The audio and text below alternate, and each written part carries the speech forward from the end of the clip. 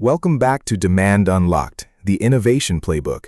Today, we're diving into how new product capabilities are truly the engine fueling demand creation in markets worldwide.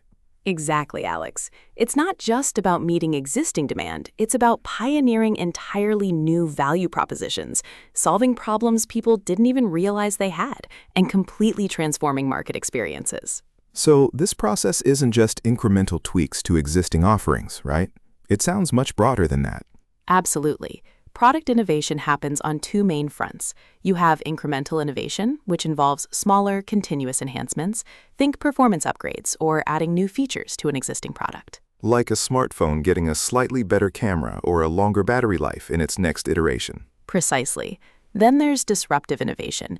This is where companies introduce breakthroughs that either completely redefine existing markets or create entirely new ones from scratch. Think of products like the iPhone that transformed mobile communication, or Crest White Strips creating a new personal care category. That's a significant distinction. Can you elaborate on how disruptive innovation reshapes industries? It sounds like it requires a lot of forward thinking, like Nestle creating a home market for quality espresso. Disruptive innovation often leads to entirely new categories of products or services.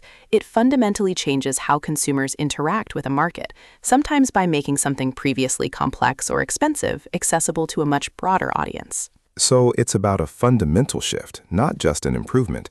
This implies a need for deep insight into potential user needs. It certainly does.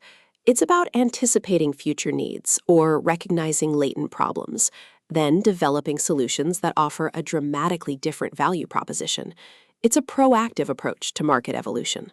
And this push for innovation seems to be accelerating globally. Are there any figures that highlight this pace? There are indeed. The world is seeing a remarkable surge in innovative product development. In 2024, inventors globally filed a record 3.7 million patent applications. That's an impressive number. How does that compare to previous years? That record number represents a significant 4.9% increase from the previous year, highlighting just how quickly new ideas are being conceived and protected. So more patents mean more new products and services hitting the market, potentially creating new demand. Exactly. It's a clear indicator of the intensifying focus on creating novel product capabilities across various industries. This constant influx of innovation pushes market boundaries. And speaking of market boundaries, some sectors are experiencing truly explosive growth driven by these new capabilities. You're right. Take the smart tech market, for instance. A 2026 report paints a vivid picture of its future, demonstrating the power of new product capabilities. What does that report project for smart tech? It indicates that the smart tech market is projected to reach a staggering US $500 billion to US $630 billion by 2030-2032. Wow, that's a massive market. And what's its current standing? Its current value stands at $120 billion to $130 billion. The projected growth means it's expanding at approximately a 25% compound annual growth rate, or CAGR. A 25% CAGR is incredibly fast. That kind of growth isn't just fulfilling existing needs, it must be creating entirely new ones. Precisely. Smart tech capabilities like interconnected devices and AI-powered assistants are not just improving existing experiences, but also introducing entirely new ways of living and working. It really shows how product innovation can shift an industry's trajectory and consumer behavior. Definitely. Whether it's the development of new ecosystems for smart homes or advancements in wearable technology, these innovations continuously unlock new demand by solving unrecognized problems. So we're talking about products that aren't just faster or cheaper, but fundamentally different in what they offer. Yes, they offer novel value propositions. They often address problems that consumers may not have articulated, but become indispensable once solved. This transformation of existing market experiences is key. How do companies typically identify these unrecognized problems? It often involves deep customer insight, not just asking customers what they want, but observing their behaviors and understanding their underlying needs, sometimes before they even know them. So it's about foresight and a willingness to invest in solutions that might seem unconventional at first. Exactly. It's about being proactive in identifying gaps or opportunities rather than solely reacting to current market trends. This is where true innovation shines. And these innovative products become the catalyst for new demand, rather than just competing for a slice of an existing pie. That's the essence of demand creation.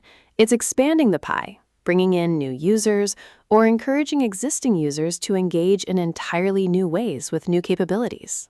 So, whether it's an incremental improvement that significantly enhances usability or a disruptive breakthrough that redefines an industry, innovation is the bedrock. It absolutely is. Continuous innovation ensures that businesses remain relevant and continue to capture market share, or even better, create new markets, fulfilling new or unrecognized needs. What about the challenges in pursuing this kind of innovation, especially disruptive innovation? Disruptive innovation, while powerful, often requires significant investment in research and development and a tolerance for risk. It's a long-term play. Because the market for such a product might not exist yet, so you can't rely on existing metrics or predictable returns. Precisely. It often means going against established wisdom and internal metrics that favor optimization over exploring uncharted territory for demand creation. So for companies aiming to create new demand, understanding these different innovation types is crucial. Yes, and knowing when to apply each type. Incremental innovation keeps existing products competitive, while disruptive innovation paves the way for future growth and market expansion. And the rapid increase in patent applications shows that companies are actively pursuing both. It's a global race to innovate, with more and more resources poured into developing the next big thing that will capture or create demand. The smart tech market growth is a perfect example of new capabilities driving massive expansion. It demonstrates how quickly a market can evolve and grow when truly novel solutions are introduced, captivating consumers with new functionalities and value. From a business perspective, this understanding of innovation types and their impact on demand creation is fundamental for strategic planning. It allows companies to decide whether to refine what they already offer or to venture into entirely new realms, shaping the future rather than just reacting to it. It really underscores the idea that product capabilities are not just about features, but about generating new desires and needs. That's the heart of it. By focusing on novel value propositions, products become demand creators themselves rather than just satisfiers. So, to recap, demand creation is fueled by product capabilities that introduce new value, solve unrecognized problems, or transform experiences. Right, through both incremental enhancements and disruptive breakthroughs, as evidenced by the surge in patent filings. And the explosive growth in markets like smart tech, projected to reach hundreds of billions, shows the immense impact of this innovation. Absolutely. It's a dynamic and exciting landscape where product innovation is the ultimate driver of market evolution and new demand. This has been an incredibly insightful discussion, Sam. Thank you for breaking down the foundational role of product innovation in demand creation. My pleasure, Alex. It's a critical concept for anyone looking to understand how markets truly expand and evolve through new capabilities. And that wraps up this episode of Demand Unlocked, the Innovation Playbook. Thank you for listening. Welcome back to Demand Unlocked, the Innovation Playbook. Today, we're diving deep into a fascinating strategy, product-led growth, or PLG, and how it drives companies from niche beginnings to mainstream success. That's right, Alex. Product-led growth fundamentally shifts the focus. It prioritizes the product itself as the primary driver for customer acquisition, conversion, and expansion. So instead of heavy sales or marketing, the product does the heavy lifting. How does that work in practice? Exactly. The core idea is allowing users to experience the product's value freely and easily. This self-service approach is key to fostering organic growth. Can you give us some examples of companies that have successfully implemented PLG to scale? Absolutely. Let's start with a clever tactic from New Relic in 2013. They faced the challenge of encouraging users to install complex code for their free trial. That sounds like a hurdle. How did they overcome it using a product-led approach? They bypassed traditional marketing entirely. Instead, they offered a custom-designed t-shirt to anyone who successfully deployed their product. A t-shirt? That's quite a simple incentive for a complex software deployment. Indeed. This created a powerful incentive, effectively turning early adopters into walking advertisements. It fostered a community around their product. And what was the impact of this unique campaign for New Relic? It was highly successful. The campaign drove 100,000 signups and helped them effectively meet their lead goals. It's a great example of product-driven community building. That's a fantastic story of leveraging a product experience for growth. What about another example of PLG in action? Another classic case is Dropbox. They achieved remarkable growth through a viral referral program that was deeply integrated into their product's value proposition. How did Dropbox's referral program work to drive such rapid expansion? They offered free storage to both the referrer and the new user. This created a strong mutual incentive for existing users to bring in new ones. So the product's utility, extra storage, was the reward itself. Precisely.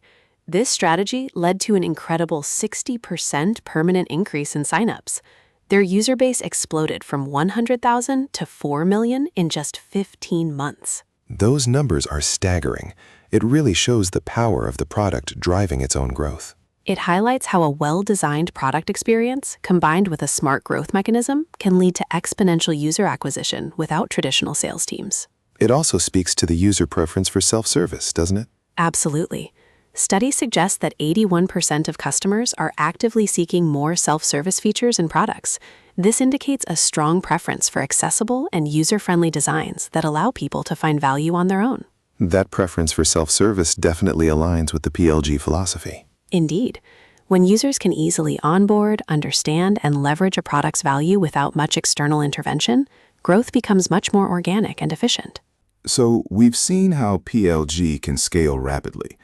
What about companies that started with a very specific niche and used product-led strategies to expand to a mainstream audience? That brings us to Red Bull. When they launched in 1987, they didn't aim for the mass market immediately. Their focus was very specific. Who was their initial target audience? They targeted a niche market of thrill seekers like snowboarders and surfers. This approach meant they initially avoided expensive mass market advertising. That sounds counterintuitive for a beverage company. How did they grow beyond that niche? Through perseverance and consistent association with extreme sports and activities, their product capability as a thrill seeker fuel gradually expanded its appeal. So by dominating a niche through product association, they eventually became a global phenomenon. Exactly. Red Bull demonstrated how starting with a focused product capability for a specific group can lead to much broader mainstream adoption over time. The product's perceived value expanded with its cultural integration. It's fascinating how a product, rather than traditional marketing, can carve out and then expand its own market. It truly is. Whether it's through clever incentives, viral loops, or strategic niche targeting, the product itself is the engine driving demand and growth. And the preference for self-service indicates that consumers are ready for products to lead the way. Absolutely. It's about designing products that are so intuitive and valuable that they acquire, convert, and retain users primarily through their own merit. Thank you, Sam, for shedding light on the power of product-led growth. It's clear that focusing on the product as the ultimate growth driver can lead to remarkable success. My pleasure, Alex. The takeaway is that a user-centric product designed for easy adoption and clear value is an unstoppable force in demand creation. That's all for this episode of Demand Unlocked, the Innovation Playbook. Join us next time for more insights into how innovation shapes market demand. Welcome back to Demand Unlocked, the Innovation Playbook. Today, we're diving deep into how companies revolutionize industries by making the customer experience their core product. That's right, Alex. We'll explore how businesses like Airbnb, Beyond Meat, and Revolut have achieved immense success. They've done this by profoundly understanding user pain points and continuously iterating on feedback. It sounds like a fundamental shift from just selling a product to truly delivering a transformative experience. Where should we begin with these fascinating examples? Let's start with Airbnb. Their journey really exemplifies transforming a centuries-old industry by focusing entirely on the guest experience. It truly redefined hospitality. I remember hearing about their origins. It was quite an innovative approach to a common problem, wasn't it? Absolutely. The founders initially offered air mattresses in their San Francisco apartment during a conference. Hotels were fully booked, and this validated the idea that people would pay to stay in someone else's home. So they recognized an unmet need and built a solution around it, essentially creating a new market. How did that initial idea scale into the global phenomenon we know today? Airbnb transformed hospitality by focusing on trust and user experience. They now support over 5.5 million hosts and offer 7 million listings worldwide. It's truly incredible growth. Those numbers are staggering. It shows how customer experience with strategic feature additions like verified reviews and secure payments can build trust where none existed before. Indeed. Their product isn't just an app, it's the entire guest and host journey. That holistic approach allowed them to disrupt the traditional hotel industry so profoundly. Moving from hospitality, let's talk about food. Beyond Meat is another fascinating case of disrupting an established market. What was their strategy? Beyond Meat didn't just target vegans, as many might assume. Their product capabilities were designed to mimic the taste and texture of meat, appealing broadly to meat eaters. That's a counterintuitive approach. You'd think a plant-based product would focus on the vegetarian market. How successful was the strategy? Remarkably successful. Meat eaters institute 93% of Beyond Meat's customer base. This shifted plant-based proteins from a niche to the mainstream by solving an unrecognized problem for an unexpected audience. Beyond the taste and texture, are there other aspects of Beyond Meat's product that create value for consumers and drive demand? Absolutely. Their plant-based burgers have significant environmental benefits. They require 93% less land, 99% less water, and 90% fewer greenhouse gas emissions compared to traditional beef. So it's not just about mimicking meat, but also offering a more sustainable alternative. That broad appeal surely helps their product resonate with a wider audience. Precisely. It shows how new product capabilities can create demand by aligning with evolving consumer values, like environmental consciousness alongside taste preference. From food innovation, let's shift to finance. Revolut has made significant waves in banking. How have they put user experience at the forefront? Revolut focused on making everyday banking simple, global, and digital through user-centric features. This mobile-first approach has resonated strongly with consumers worldwide. And what kind of impact has this user-centric strategy had on their growth? Their success is undeniable. As of 2025, the neobank Revolut boasts over 30 million users worldwide. This demonstrates the power of prioritizing a seamless, intuitive experience. That's incredible growth in a highly competitive sector like finance. It underlines the importance of truly understanding what customers want from their banking services. Indeed, Revolut identified pain points in traditional banking and built a product that directly addressed them, showcasing how user experience can be a powerful differentiator. Beyond these large-scale disruptions, are there other examples of companies focusing on user experience to drive demand, perhaps in less obvious ways? Certainly. Consider the Oura Ring. It innovated the wearable tech space by shrinking a full suite of health tracking features, like sleep analysis and heart rate monitoring, into a discreet, jewelry-like ring. That's a brilliant example of making health tracking less intrusive. It appeals to users who want data without the bulk of traditional fitness devices. Exactly. The focus on passive 24/7 data collection with a wellness-first approach made health tracking unobtrusive. This created a new segment of users who might have avoided bulkier devices. And what about an example from a more traditional industry, like home appliances? GE's countertop pellet smoker, named one of Time magazine's best inventions of 2024, is a fantastic example. It created new demand by making slow-cooked barbecue accessible to apartment residents year-round. That's a clever solution to a very specific problem. How did it achieve that?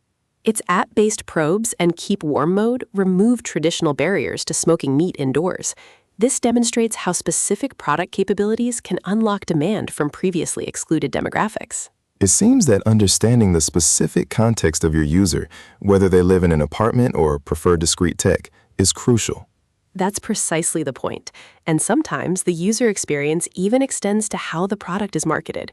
Take GoPro, for instance. GoPro's cameras are famous for capturing extreme sports and adventures. How did they leverage user experience in their marketing? GoPro successfully leveraged user-generated content.